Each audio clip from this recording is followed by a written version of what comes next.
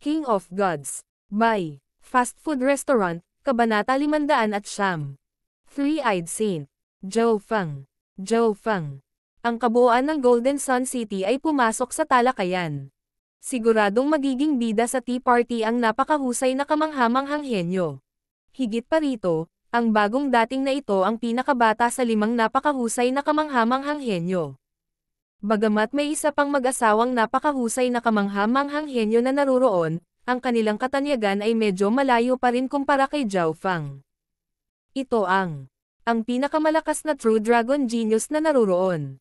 Ang lahat sa Golden Sun Sacred City ay sumisigaw at kumukulo sa pananabik. Sa loob ng lungsod, sa ibabaw ng isang metalikong tore, mayroong ilang mga figure na nakatingin kay Zhou Feng at kasama niya mula sa malayo. Hihihi, Jinyang Shengtian, mukhang mas malaki pa ang pagtanggap na ito ni Zhou Feng sa loob ng iyong tahanan kaysa sa iyong sarili.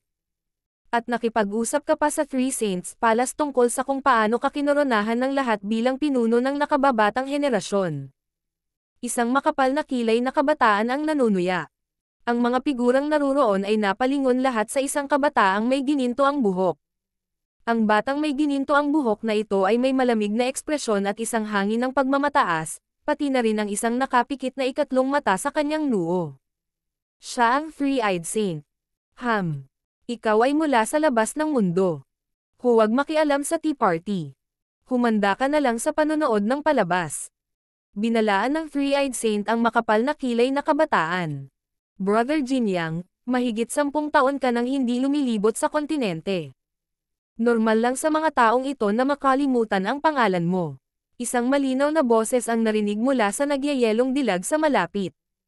Ang balat niya ay kasing perpekto ng yelo at nagradiated siya ng aura na tila nagyayelo sa hangin. Gayunpaman, ang kanyang tingin ay naglalaman ng init at paghanga habang nakatingin siya sa Three-Eyed Saint. Bihira lang makitang may ganoong ekspresyon si Goddess Bingwei. Sister Bingwei, masyado kang maraming iniisip. Binawi ng Three-Eyed Saint ang kanyang tingin at ngumiti. Itong Zhou Feng ay hindi ko tunay na kalaban. Ang kanyang lakas ay nagmumula sa kanyang eye bloodline, kaya ang resulta ay napagpasyahan na. Mayroon lang akong isang tunay na kalaban sa buong Azure Flower Continent, at iyon ay si Yu Tianhao. Bumalatay ang pagkalito sa mga mata ni Goddess Bingwei pagkatapos niyang marinig ito. Hindi gaanong naiiba ang mga pagtatanghal ni na Zhou Feng at Yu Tianhao. Tila may kinikilingan na ang Three-Eyed Saint ay inisip si Yu Tianhao bilang isang kalaban ngunit hindi si Zhou Feng. Personal na nasaksihan ni Goddess Bingwei ang kapangyarihan ni Zhou Feng at ang kanyang kakayahang lumikha ng mga himala. Nag-aalala siya na maliitin ng Three-Eyed Saint si Zhou Feng. Sa lahat ng pamilya sa kontinente, tanging ang Unparalleled Heaven Battle Bloodline lang ang maihahambing sa bloodline ng Sacred Aiko. Ang Three-Eyed Saint ay may pag-asa sa kanyang mga mata nang maalala niya ang dating kaluwalhatian ng kanyang pamilya. Walang kapantay na Heaven Battle Bloodline. Pati ang makapal na kilay na kabataan ay interesado. Bakit wala akong narinig na ganyang bloodline? Tanong ni Goddess Bingwei. Dahil ang Unparalleled Heaven Battle Bloodline ay hindi isang normal na bloodline, ito ay lumampas sa mga hangganan ng isang normal na bloodline. Upang maging tumpak, ito ay higit pa sa isang layunin, ito ang hari ng mga labanan. Kapag lumitaw ang isa, hindi sila makakahanap ng katugma sa parehong panahon. Gayunpaman, ang pagkakataon ng paglitaw ng bloodline na ito ay napakababa. At kahit noon pa man, ito ay karaniwang normal na bloodline ng Heaven Battling. Napabuntong hininga ang Three-Eyed Saint. Pagkarinig nito, naunawaan ng lahat. Sa mga tuntunin ng mga bloodline, tanging ang pamilyang Yu ng kontinente ang nagkaroon ng pagkakataong malampasan ang pamilyang Golden Sun. May bloodline si Yu Tianhao. At least, nasa kanya ang mga palatandaan nito, ngunit kahit na ano paman, ako ang kalaban niya talaga na matatalo ko siya. Ang hindi nagagawa ng pamilyang Golden Sun sa loob ng ilang henerasyon ay ako na ang gagawa. Lumakas ang hangarin sa labanan sa mga mata ng Three-Eyed Saint. Nang marinig ito, nagsimulang mag-isip si Goddess Bingwei. Narinig niya ang tungkol sa awayan sa pagitan ng pamilyang Golden Sun at ng pamilya Yu.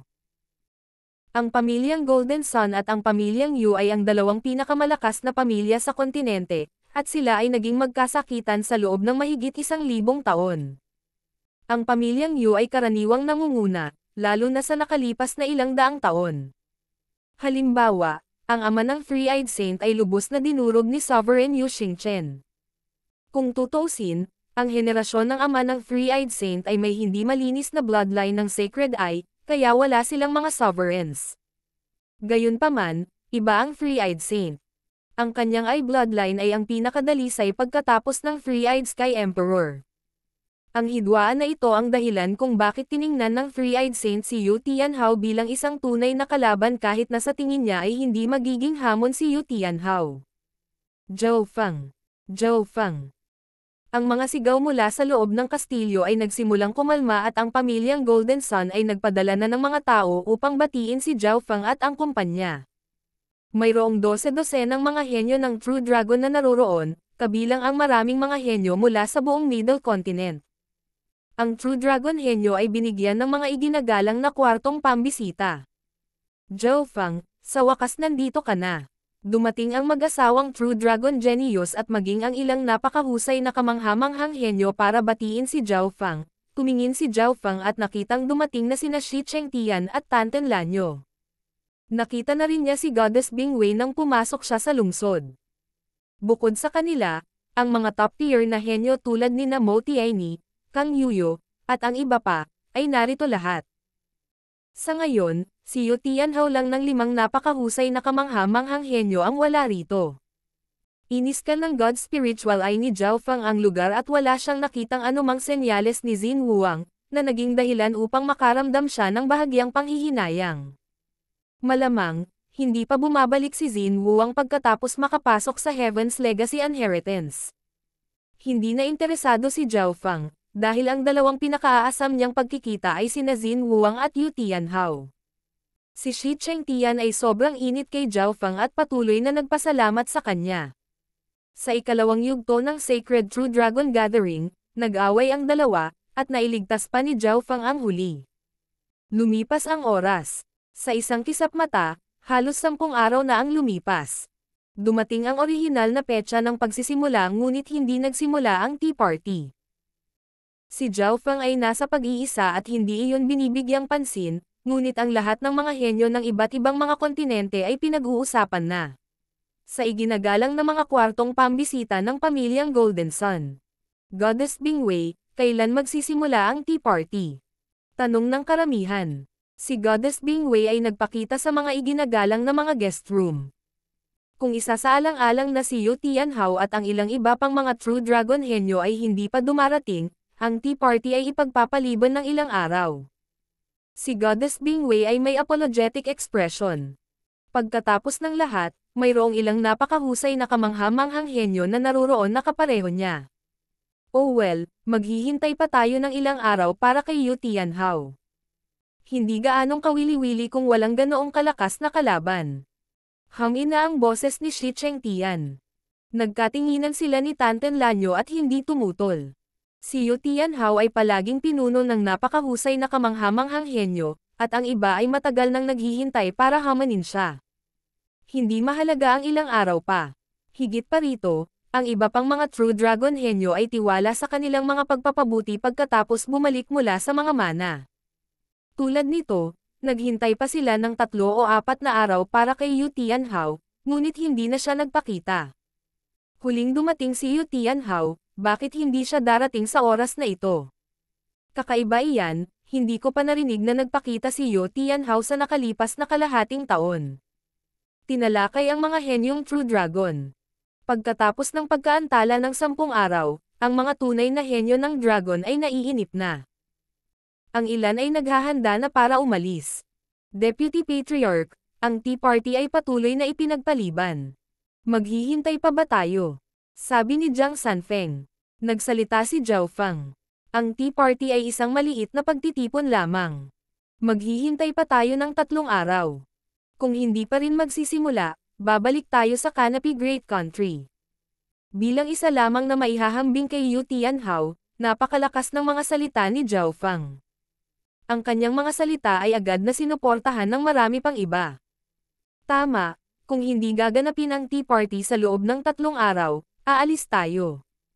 Si Shi Chengtian ang unang sumang-ayon, at sinuportahan din ito ni Tanten Lanyo, Mo Tianyi, at ang iba pa.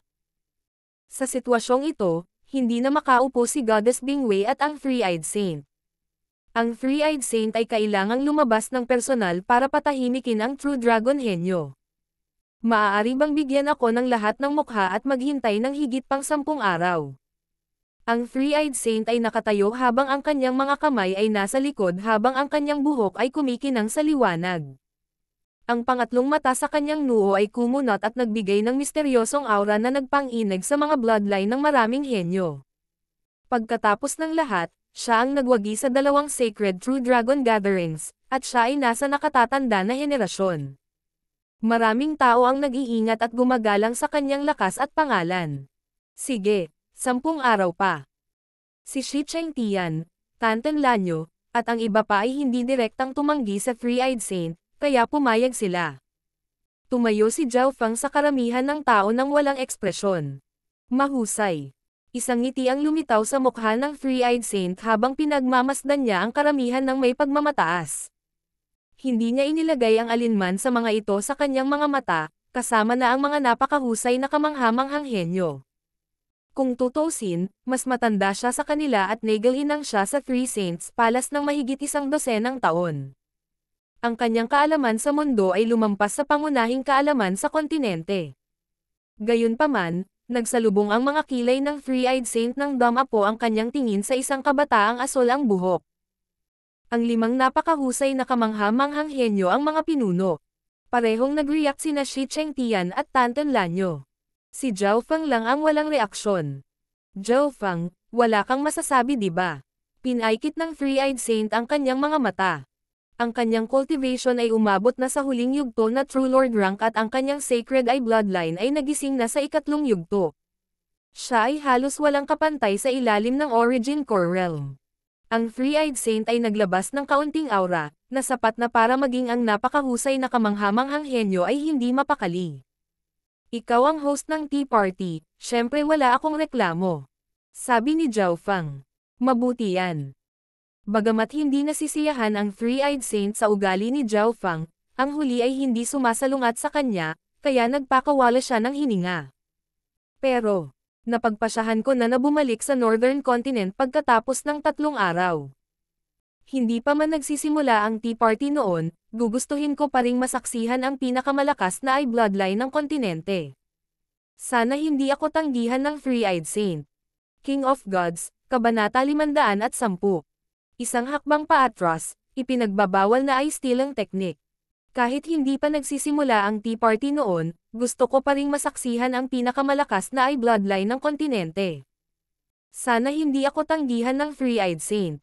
Biglang umikot ang mga salita ni Zhao Feng habang direktang nakatingin sa host ng walang anumang ekspresyon. Nang marinig ito, tumibok ang puso ng kasalukuyang True Dragon Geniuses. Marami ang tumingin sa asol na buhok na kabataan dahil sa gulat. Walang sino man ang mag-aakala na si Zhao Feng ay lalaban sa Three-Eyed Saint at pagkatapos ay humingi ng spar. Biglang naging tense ang atmosphere. Itong Zhao Feng ay hindi nagbibigay ng kahit anong mukha sa Three-Eyed Saint. Ang lakas ng loob. Direktang hinahamon ang nanalo sa 2 Sacred True Dragon Gatherings. Hihihi, mahigit 50 taong gulang na ang Three-Eyed Saint. Noong lumahok siya sa kanyang unang Sacred True Dragon Gathering, hindi pa ipinapanganak si Zhao Feng. Ang mga ekspresyon ng mga henyo ay puno ng pag-asa at pananabik. Bagamat hindi inakala ng karamihan sa kanila na maganda ang posibilidad ni Zhao Feng, kailangan nilang aminin na kung sino man ang makakalaban sa Three-Eyed Saint, ito ay si Zhao Feng. Zhao Feng, mukhang hindi mo ako binibigyan ng kahit anong mukha. Lumamlam ang ekspresyon ng Three-Eyed Saint. Ang ikatlong mata na nakapikit ay biglang nagsiwalat ng isang bitek, na nagniningning ng nangingibabaw at malakas na aura ng bloodline. Nakaramdam ng pressure ang True Dragon Geniuses habang kumikibot ang kanilang mga puso. Ang bloodline ng Sacred Eye ng Three-Eyed Saint ay bahagyang nabuksan at ang nakakatakot na aura ay sapat na upang maging hindi mapakali ang ibang mga bloodline. Kaya, ito ang pinakamalakas na bloodline ng kontinente. Kahit na ang napakahusay na kamangha-manghang henyo ay naramdaman na mahirap huminga. Nagulat sina Shi Chengtian at Tan Tenlanyo habang ang mukha ni Goddess Bingwei ay puno ng saya. Ang bloodline ng Sacred Eye ng Three-Eyed Saint na ito ay nagising sa ikatlong yugto. Si Toubachi at ang lalaking may multo, ang mga kahalili ng iba pang dalawang pamilyang may linya ng dugo, ay nagpalipat-lipat ng kanilang mga linya ng mata upang labanan ang panggigipit na ito. Gayunpaman, sa harap ng pinakamalakas na Eye bloodline ng kontinente, kapwa si Toubachi at ang lalaking may multo ay nakaramdam ng kawalan ng magawa. Ang aura ng ikatlong mata ay hindi nakatuon sa sinumang tao, napuno lamang nito ang buong lugar. Tila may kapangyarihan siyang durugan ang lahat ng True Dragon henyo ng mag-isa. Gayunpaman, mayroong isang tao na hindi natinag. Bigyan ka ng mukha. Gagawin ko kung matalo mo ako. Nanlamig ang mukha ni Zhao Feng. Sa harap ng Eye bloodline ng Three-Eyed Saint, ang kaliwang mata ni Zhao Feng ay biglang naging asol na nakakapanghina ng buto, at ang lawa sa loob ng dimensyon ng kaliwang mata niya ay umabot sa 17 o 18 yarda. Ang lawa ay puno ng magulong alon, na kumakatawan sa kapangyarihan ng kaluluwa ni Zhao Feng na halos maihahambing sa isang soberano. Pang! Dalawang aura ang nagsalubong sa hangin. Isang asol na aura ang makikita na lumalaban sa isang gintong bola. Nagsagupaan ang nagniningas na ginto at ang malamig na yelo na asol, na lalong nagdiin sa mga henyo ng True Dragon. Napakalakas ng Eye bloodline. Si Toubachi at ang lalaking may multo ay natigilan. Ang kanilang lakas sa linya ng mata ay walang kabuluhan kumpara kay Zhao Feng at ang Three-Eyed Saint. Ni hindi nila may taas ang kanilang mga ulo. Ang ginto ay kumakatawan sa Three-Eyed Saint at ang asol ay kumakatawan kay Zhao Feng. Pagkatapos ng ilang paghinga, mukhang hindi mas mahina sa akin ang Eye bloodline power ng brat na ito. Nagsimulang bumukas pa ang ikatlong mata sa noo ng Three-Eyed Saint. Tila isang butas na maaaring magdulot ng pagkasira kahit saan. Bagamat patuloy na tumataas ang kanyang Eye bloodline power, hindi pa rin niya mapigilan si Zhao Feng. Sa sandaling ito, ang lahat ng mga eksperto sa loob ng Golden Sun Sacred City ay nagulat. Masyadong nakakatakot ang sagupaan sa pagitan ni Zhao Feng at ng Three-Eyed Saint. Ang mga may Eye bloodlines ay naramdaman ang sensasyong ito na mas malakas. Sa tuktok ng pader ng lungsod ng Golden Sun Sacred City, mayroong isang malakas na bloodline sa labas ng tatlong pamilya. Isang lalaking nasa katanghaliang gulang na nakasuot ng gininto ang damit ay nakatayong matangkad habang nasa likod ang kanyang mga kamay. Tumingin siya sa malayo nang dumaan ang gulat sa kanyang mga mata. Ang hitsura ng nasa katanghaliang gulang na lalaki ay katulad ng sa Three-Eyed Saint, at mayroon siyang ikatlong mata sa kanyang noo. Siya ang kasalukuyang head ng pamilya, ang ama ng Three-Eyed Saint. Ang Zhao Feng na ito ay mas bata kay Chengtian at ang potensyal ng kanyang Eye bloodline ay hindi masusukat. Higit pa rito, ang kanyang kaliwang mata ay tila natatangi, halos para bang hindi siya ipinanganak na kasama nito. Isang buntong hininga ang narinig sa tabi ng kanyang tainga. Lumingon ang pinuno ng pamilyang Golden Sun. Isang matanda na nakasuot ng damong sombrero ang lumitaw sa tabi niya. First Elder. Ang pinuno ng pamilyang Golden Sun ay yumuko at pagkatapos ay nagtanong ng may pagtataka. Hindi ipinanganak kasama nito. Maaari ba itong ninakaw, o marahil isang uri ng mutation? Ang isang normal na tao na wala pang Eye bloodline ay hindi maaaring umabot sa antas na ito nang napakabilis kung ito ay isang mutation. Umiling ang matanda sa sombrero ng damo. Pumayag naman ang pinuno ng pamilyang Golden Sun. Gaano man kalaki ang pag-mutate ng mata ng isang mortal, hindi ito maaaring maging napakabilis na nakakatakot. Gayunpaman, kung ito ay isang tao na mayroon ng Eye bloodline, kung gayon ang posibilidad ay mataas. Ang problema ay ang kanang mata ni Zhao Feng ay ganap na normal, kaya ang kanyang Eye bloodline ay malamang na nakuha sa bandang huli ng buhay. Pwede bang? Ang Eye Stealing Technique. Bulalas ng pinuno ng pamilyang Golden Sun. Ang Eye Stealing Technique ay malupit at bawal. Hindi banggitin, paano magagawa ng isang mortal na magnakaw ng napakalakas na Eye bloodline. Tinanggihan ng matanda sa sombrero ng damo ang panukalang ito. Kasabay nito, sa iginagalang na mga silid ng panauhin ng pamilyang Golden Sun, ang sagupaan ni Zhao Feng at ang Three-Eyed Saint ay tumagal ng ilang hininga at hindi pa rin mapagpasyahan ang mananalo. Malakas na ang Eye bloodline ni Zhao Feng para kontrahin ang Three-Eyed Saint. Dahil sa eksenang ito, hindi mapatahimik ang puso ng maraming henyo. Pagkatapos ng lahat, ang Three-Eyed Saint ay mas matanda kay Zhao Fang. Hindi man lang sila maituturing na bahagi ng parehong henerasyon. Zhao Fang, hindi katakataka na mayroon kang ganoong katapangan. Gayunpaman, ang lakas ng isang eye bloodline ay hindi natutukoy sa pamamagitan lamang nito. Ang ikatlong mata sa noo ng Three-Eyed Saint ay nagsimulang bumukas ng mas malawak. Ang isang transparent na sinag ng gintong liwanag ay tila nabuo, na lumilikha ng isang presyon para sa parehong katawan at kaluluwa. Mukhang kayang atakehin ng Three-Eyed Saint na eye bloodline ang kaluluwa at ang pisikal na mundo. Sumikip ang puso ni Zhao Fang at mabigat ang pakiramdam. Ang kanyang God's spiritual eye ay higit na nakabatay sa espiritual na bahagi samantalang ang Three-Eyed Saint ay balanse sa pareho. Tumigil ka. Isang malamig na sigaw ang umalangaw-ngaw sa hangin at isang malamig na layunin ang nagpalamig sa hangin. Ang mga tunay na henyo ng dragon ay suminok habang ang kanilang dugo ay tila nagyelo. Lumitaw si Goddess Bingwei sa pagitan ni Zhao Fang at ng Three-Eyed Saint, na lumikha ng isang ice snake na nag-intertwine sa dalawa. Ang malakas na nagyayelong aura ay tila nagyelo sa hangin. Maging si Zhao Fang at ang Three-Eyed Saint's eye bloodline clash ay tila nagyelo. Ang Diyosa Bingwei na ito ay umabot sa True Lord rank, at ang kanyang kontrol sa yelo ay umabot sa ibang antas. Inilipat ni Zhao Fang ang kanyang bloodline power para pigilan ang lamig sa loob ng kanyang katawan. Kailangan niyang itigil ang sagupaan sa Three-Eyed Saint. Bagamat parang pinipigilan ni Goddess Bingwei ang laban, ang kanyang malamig na aura ay talagang mas nakatutok kay Zhao Fang. Kung magpapatuloy si Zhao Fang sa pakikipaglaban, malamang naaatakehin siya ng Three-Eyed Saint at Goddess Bingwei. Sister Wei, anong ginagawa mo? Nagsalubong ang mga kilay ng Three-Eyed Saint habang nakatingin kay Goddess Bingwei, nagtataka. Kahit na ang kapangyarihan ng eye bloodline ni Zhao Fang ay hindi mas mahina kaysa sa kanya, ang Three-Eyed Saint ay nagtitiwala sa kanyang mga kakayahan, at hindi lamang dahil sa kanyang natatanging kakayahan ng kanyang bloodline ng Sacred Eye. Ito rin ay dahil nagmula siya sa pinakamalakas na pamilya ng eye bloodline sa kontinente, at mayroon silang pinakamahusay na hanay ng mga diskarte. Paano may kukumpara sa kanya ang isang kakakuha lang ng eye bloodline?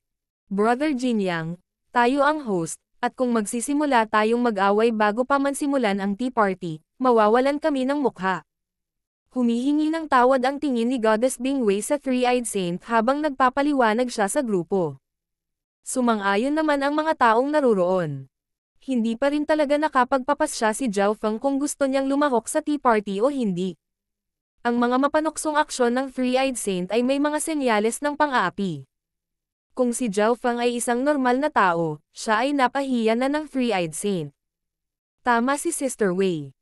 Bilang isang host, hindi ako dapat gumawa ng anumang mga galaw bago ang tea party kung hindi magmumukha akong nang-aapi. Sabi ng Three-Eyed Saint. Tumayo si Zhao Fang ngunit sumulyap kay Goddess Bingwei. Pinag-isipang mabuti ni Goddess Bingwei ang mga bagay-bagay. Kung nanalo ang Three-Eyed Saint ngayon, magkakaroon ng mga talakayan tungkol sa pagiging bully niya, at kung matatalo siya, anong mukha ang mayroon siya para magpatuloy sa pag-host ng tea party.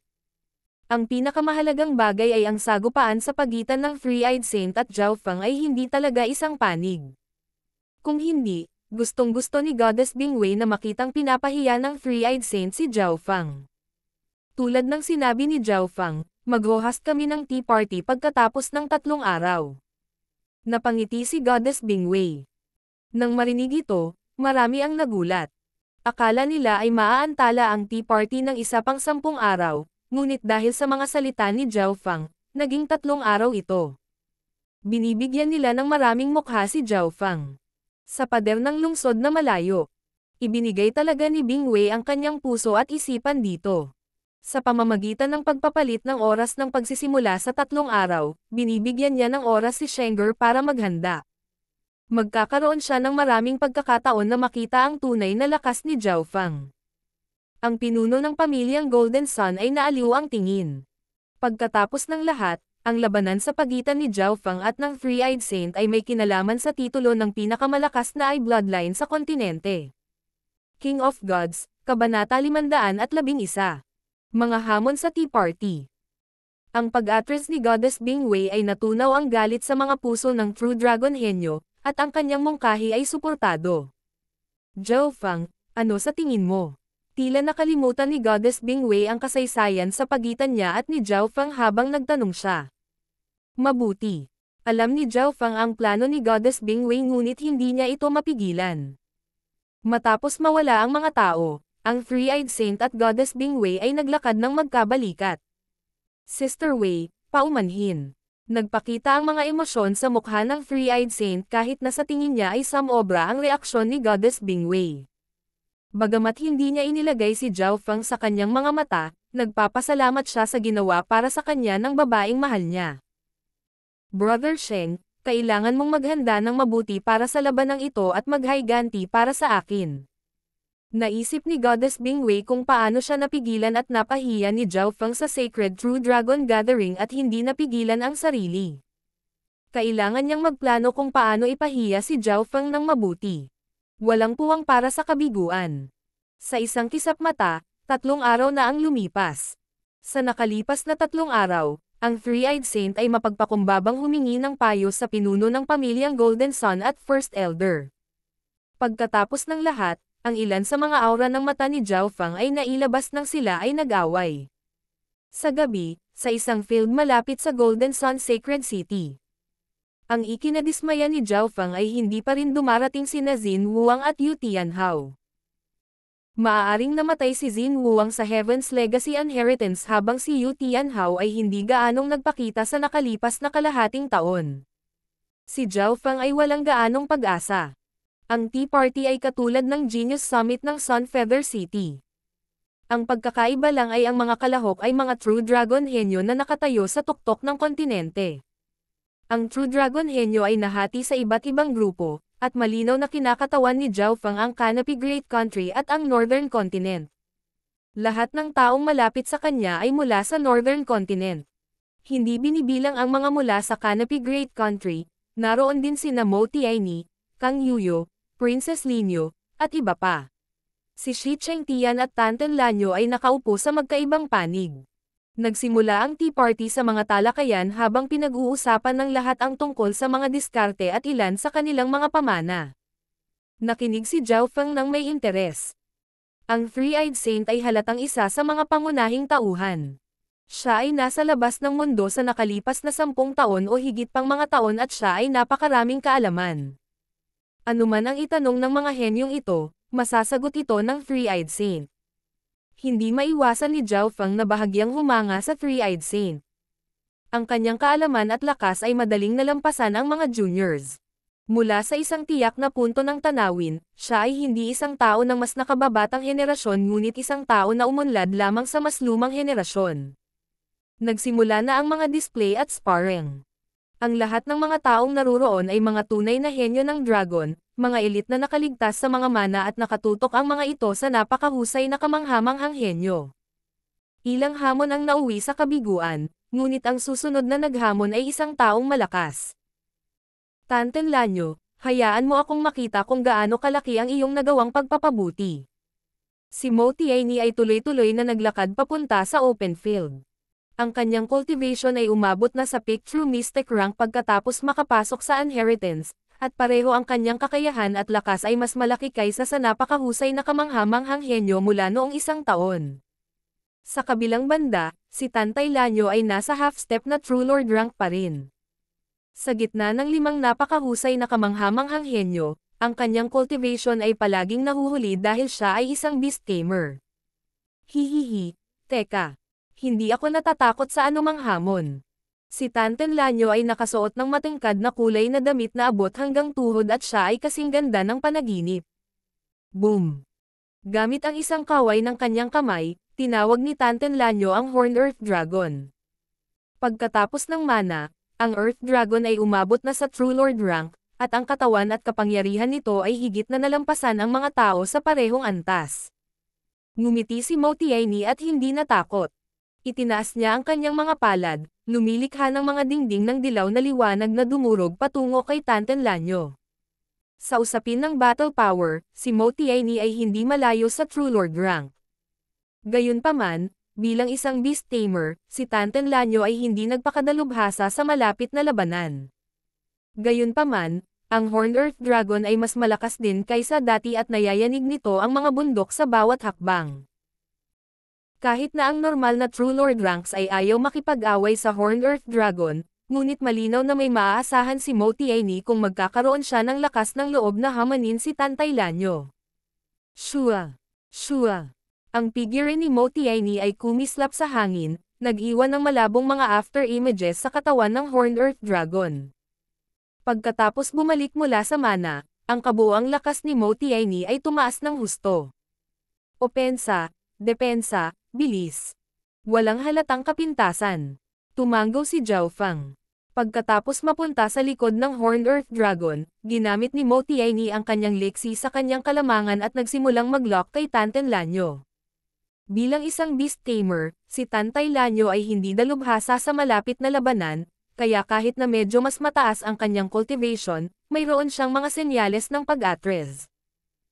Hindi maiwasan ng lahat na isipin kung magbabago ba ang posisyon ng 5 napakahusay na kamanghamanghang henyo. Matapos ang pagtatapos ng Sacred True Dragon Gathering, ang 5 napakahusay na kamanghamanghang henyo cultivations ay tumaas lahat. Sina Yu Tianhao, Zhao Feng, Shi Chengtian, at Goddess Bingwei ay nakarating na sa True Lord rank. Naabot na ni Yu Tianhao ang maagang yugto ng True Lord rank nang siya ay lumabas.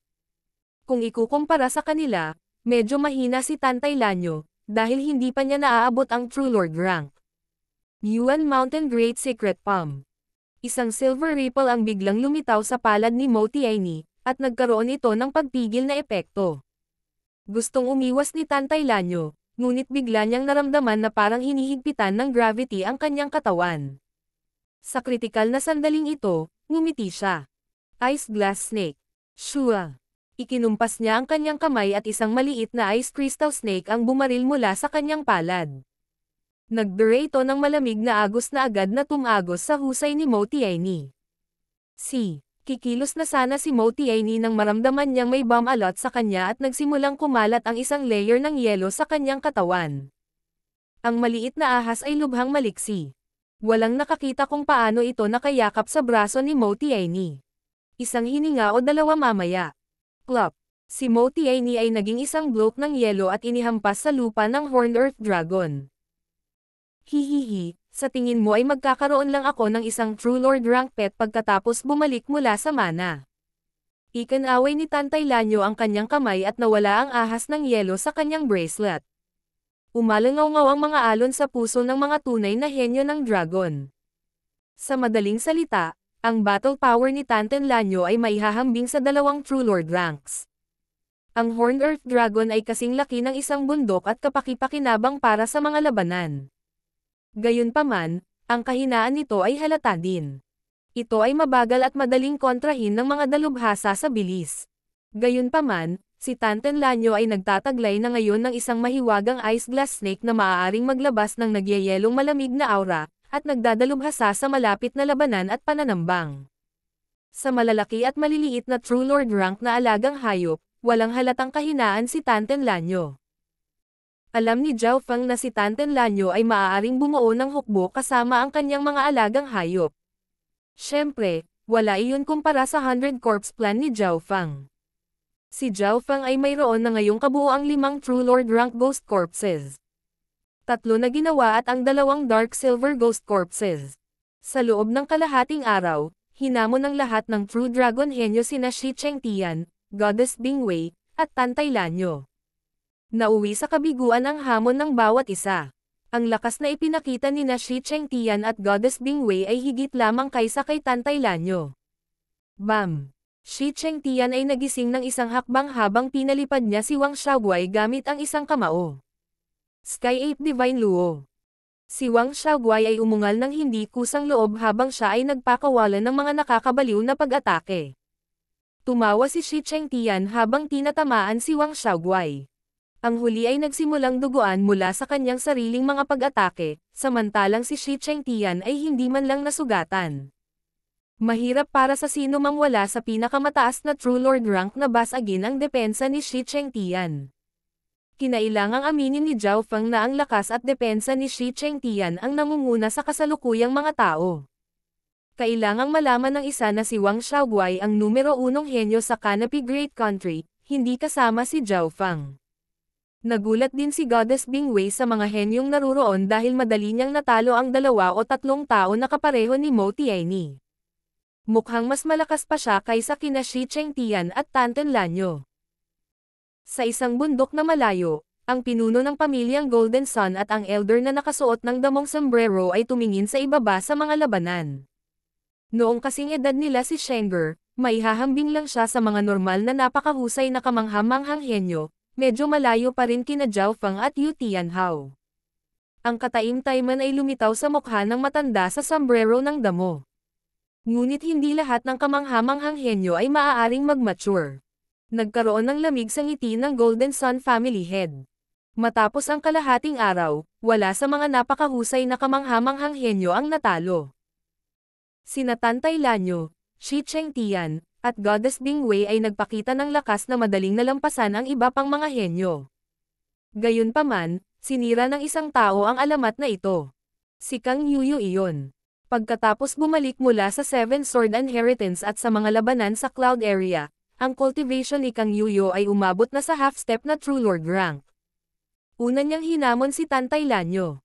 Isang nangingibabaw at uhaw sa dugo ang layunin ng espada na tila dumaan sa kawalan at tumusok sa puso ng mga manunood. Makalipas ang 50 galaw, ang katawan ng Horned Earth Dragon ay natatakpan ng mga pinsala at nahimatay. Seven Sword Inheritance. Ang iyong pangunawa ay umabot na sa antas kung saan maaari mong sugpuin ang True Lord ranks. Kang Yuyu ay mapatla at may ilang mga marka ng dugo. Kung magpapatuloy sa pakikipaglaban si Tanten Lanyo, malalagay sa panganib ang kanyang mga alaga, kaya kailangan niyang aminin ang pagkatalo. Nanalo si Kang Yuyu. Pagkatapos ng laban na ito, hinamon niya si Goddess Bingwei at Shi Chengtian, ngunit walang napagdesisyonan na nanalo sa loob ng 100 galaw. Sa katotohanan, kung hindi dahil sa katotohanang napakalakas ng mga depensa ni Shi Chengtian at Goddess Bingwei, malamang na matatalo sila. Gayunpaman, walang pag-aalinlangan, pinalitan ni Kang Yuyu si Tantay Lanyo bilang isang napakahusay na kamanghamanghang henyo. Nasaksihan ng mga manunood at ng True Dragon henyo ang himalang ito.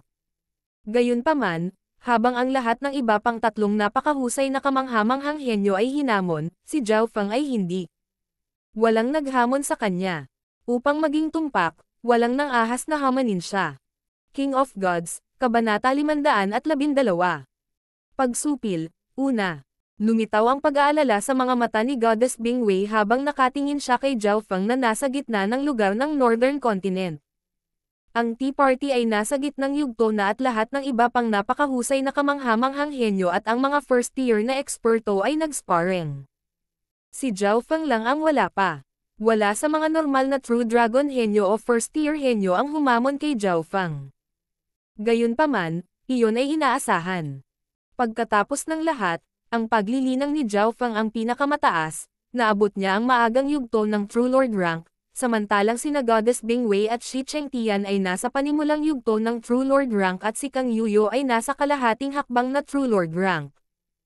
Hindi sila kasing dali ni Zhao Feng na makarating kaagad sa early stage na True Lord rank. Sa pag-iisip kung paano matatalo ni Zhao Feng ang True Mystic rank, napakahusay na kamanghamanghang henyo habang siya ay nasa True Human rank pa lang, ngayong nasa True Lord rank na siya, kayang supilan ng kanyang lakas ang lahat ng tao rito. Ang mga tingin ng True Dragon henyo ay damapo kay Zhao Feng ng may paggalang at paghanga. Gayunpaman, ang kanilang mga tingin ay umalis kaagad kay Zhao Feng nang walang pag-aalinlangan. Hindi lang malakas si Zhao Feng, nakakatakot din ang eye bloodline niya. Halos lipulin nito ang lahat sa Sacred True Dragon Gathering. Ang mga first-tier na henyo tulad ni Mo Tianyi, Shin Kanwan, at Toubachi ay napuno ng pagkamaingat. Alam ng mga mula sa hilagang kontinente kung gaano talaga nakakatakot si Zhao Feng. Sa nakalipas na kalahating taon, nakapatay siya ng ilang True Lord ranks at naging Deputy Patriarch ng Iron Blood Religion. Kung hamanin nila ang iba pang napakahusay na kamanghamanghang henyo, magkakaroon sila ng kaunting pagkakataong magpakita ng nakakasilaw na pagganap. Gayunpaman, Kung hamanin nila si Zhao Fang, maaari silang matalo kaagad. Kanina pa nakaupo dito si Brother Zhao at walang humahamon sa kanya. Siguradong inip na inip siya. Sumasang-ayon ba ang lahat na siya ang numero 1 henyo sa mga True Dragons? Tumayo si Goddess Bingwei at itinuro ang ulo ng kanyang sibat kay Zhao Fang. Numero 1 mang henyo. Ito ay tulad ng isang bato na bumabagsak sa isang lawa at lumilikha ng mga alon. Hindi niya natalo ang lahat ng iba pang napakahusay na kamanghamanghang henyo o si Yu Tianhao. Bakit karapat-dapat siyang mauna? Numero 1 henyo. Gusto kong makita kung ano ang laban ko sa kanya. Hahaha, malaking kaluwalhatian ang makipagsapalaran sa numero 1 henyo. Maraming mga tingin ang nakalok kay Zhao Fang at isang ngiti ang lumitaw sa mukha ni Goddess Bing. Nagtagumpay ang kanyang plano. Sa pamagat ng numero 1 henyo, si Zhao Fang ang sentro ng atensyon. Ang isang ito na pinangalan ng Huang Changkoy ay gustong hamanin ang numero 1 henyo, at tingnan kung siya ay karapat-dapat sa titulo. Isang true mystic rank true dragon genius ang bumungad sa bakanteng field. Sa wakas, may isang taong humamon kay Zhao Fang. Ilang true dragon henyo ang nagpakawala ng mahabang hininga nang tuluyang nilabasan ang pressure na namumuo. Ang Huang Changkoy na ito ay nakasuot ng Asher Battle Robe at may hawak na punit na Golden Battle Axe. Para siyang Diyos ng digmaan na may nagniningning na gintong liwanag na nakapalibot sa kanyang katawan. Bagamat ang gintong palakol sa kanyang kamay ay punit-punit, isang malakas na hangarin sa pakikipaglaban ang lumalabas mula rito. Isang Inheritance Battle Axe. Ang layunin ng labanan sa loob ng gintong palakol na iyon ay maihahambing sa pinakamataas na True Lord rank. Hindi ito ginamit ni Huang Changkoy sa mga nakaraang laban. Bulalas mula sa mga kalahok ng Tea Party. Bagamat si Huang Changkoy ay nasa maagang yugto lamang ng True Mystic rank, ang antas ng enerhiya ng kanyang gintong palakol ay mas malakas kaysa sa karamihan sa mga karaniwang True Lord ranks. Ang numero 1 henyo ng True Dragon henyo ay sapat na kwalipikado para magamit ko ang Inheritance Battle Axe na ito. Naabot ang maximum na layunin ng labanan ni Huang Changkoy. Sky River Extermination. Sa sandaling umusbong ang palakol ni Huang Changkoy, isang surge of battle intent na maihahambing sa True Lord rank ang umalangaw sa Heaven Earth Yuan Chi habang ang isang gintong liwanag ay kumislap sa kalangitan. Ang malakas na surge ng battle intent ay sapat na para kiligin ang puso ng mga mas mababa sa level ng napakahusay na kamanghamanghang henyo. Tumayo si Zhao Fang habang umiihip ang kanyang buhok sa hangin. Sa pagharap sa gayong pag-atake, bumuntong hininga siya. Bagaman malakas ang layunin ng labanan, hindi mo ito naiintindihan. Pagkatapos niyang sabihin ito, dang! Isang makapal na sinag ng kidlat ang bumaril mula sa mga daliri ni Zhao Fang, na tumama sa gintong palakol. Woo! Namanhid ang katawan ni Huang Changkoy habang ang kanyang gintong palakol ay pinalipad sa pamamagitan ng condensed power. Klang! Ang gintong palakol ay nahulog sa lupa habang ang isang buntong hininga ay tila nagmumula sa nawawalang layunin ng labanan. Paano? Paano ito posible? Sinabi sa akin ni Master na kung i-channel ko ang palakol na ito ng buong lakas ay makakalaban ko ang ulo kahit na may True Lord rank saglit. Natarante si Huang Changkoy. Alam niyang maliit ang tsansa niyang manalo laban kay Zhao Fang. Gusto lang niyang magpakitang gilas. Isang kaluwalhatian ang matalo ng numero 1 henyo. Gayunpaman, hindi niya akalain na ang kanyang todo-todo na pag-atake ay hindi magiging tugma kahit na sa casual na pagkilos ni Zhao Fang. Huang Changkoy, masyado kang umasa sa item at hindi mo talaga naiintindihan ang Battle Axe. Narinig ang mahinang boses ng Three-Eyed Saint. Bilang mga host, ang Three-Eyed Saint at Goddess Bingwei ay paminsan-minsan ay nagbibigay ng mga payo, at sa oras na ito lamang bumalik ang lahat sa realidad. Si Huang Changkoy ay lubos na naduraj. Tunay na karapat-dapat na maging isang pinuno ng napakahusay na kamanghamanghang henyo. Ang mga puso ng True Dragon henyo ay nanginginig. Ang estadong kinaroroonan ni Huang Changkoy ay malapit sa True Lord rank at natalo pa rin siya. Kasabay nito, Zhao Fang, sa pamamagitan ng paggamit ng iyong kalamangan sa pag-unawa at paglilinang, ang pagkatalo sa kalaban sa isang galaw ay nasa mga inaasahan. Sinabi ng Three-Eyed Saint kay Zhao Fang. Natigilan ang lahat. Malamang ang Three-Eyed Saint lang ang may karapatang magbigay ng pointer kay Zhao Fang. Makatwiran. Si Zhao Feng ay kalmado at hindi ito tinanggihan.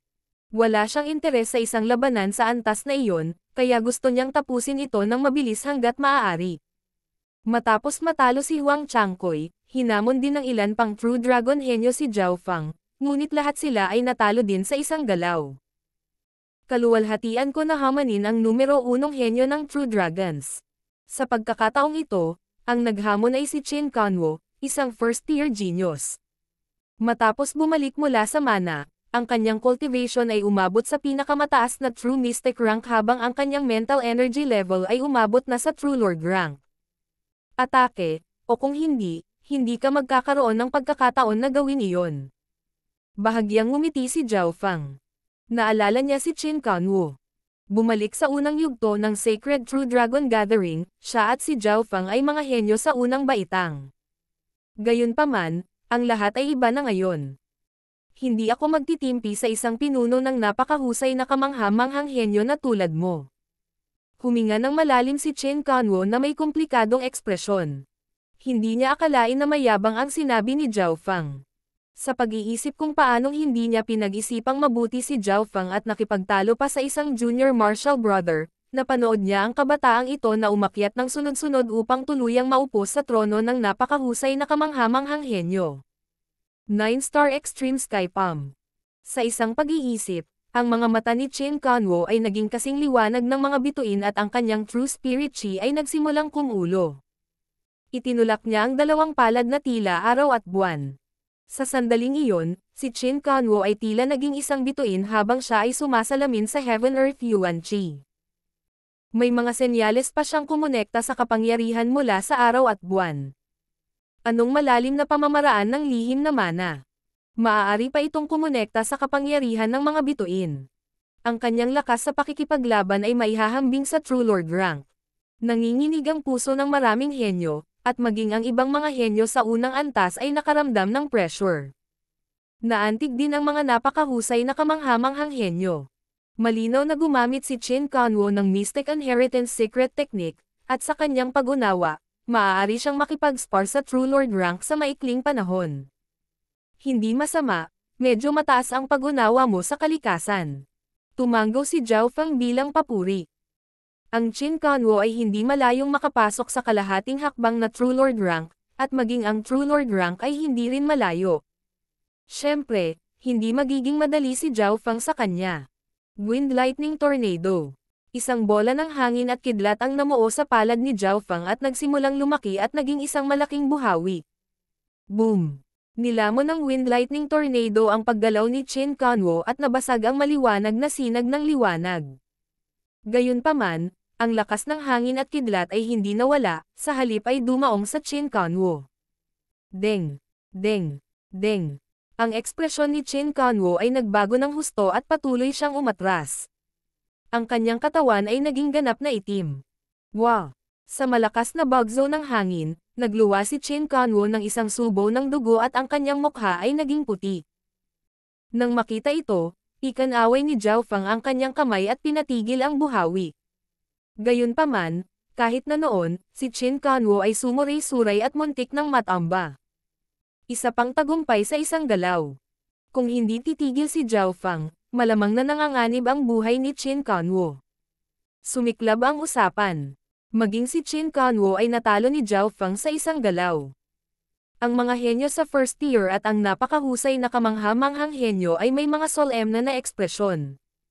Bagamat ang ibang napakahusay na kamangha-manghang henyo ay maaaring talunin si Qin Kanwo, magiging mahirap para sa kanila na gawin ito sa isang galaw. Si Zhao Feng ay lumaki na sa yugtong ito. At hindi niya ginagamit ang kanyang bloodline power. Nanlamig ang puso ni Goddess Bingwei. Sa ngayon, maaaring ilantad lamang ni Zhao Feng ang kanyang lakas. Walang nakakaalam kung gaano siya kalakas. Matapos matalo si Qin Kanwo, nagbigay ng ebalwasyon ang Three-Eyed Saint. Qin Kanwo, bagamat natalo ka, ang cultivation ng iyong kalaban ay higit na nahihigitan sa iyo. Walang masyadong teknik na kasama. Ang pagsusuring ito ay halatang pumanig kay Qin Kanwo at sinasamantala si Zhao Feng. Ang ibig niyang sabihin ay umasa lamang si Zhao Feng sa kanyang kultibasyon at nanalo ng walang anumang kasanayan. Ngumiti lang si Zhao Feng. Noon, hindi kasing taas ng kanyang mga kalaban ang kanyang cultivation at nanalo pa rin siya. Nagustuhan niya ang pakiramdam ng madaling pagsupil sa iba dahil sa pagkakaiba sa paglilinang. Marami pang iba ang humamon kay Zhao Feng pagkatapos ng Qin Kanwo, ngunit iisa lang ang resulta. Talunan sa isang galaw. Si Zhao Feng ay nakatayong hindi kumikibo at nanalo sa bawat laban sa isang galaw. Kahit na may mga patuloy na hamon, nagtapos pa rin sila sa parehong resulta.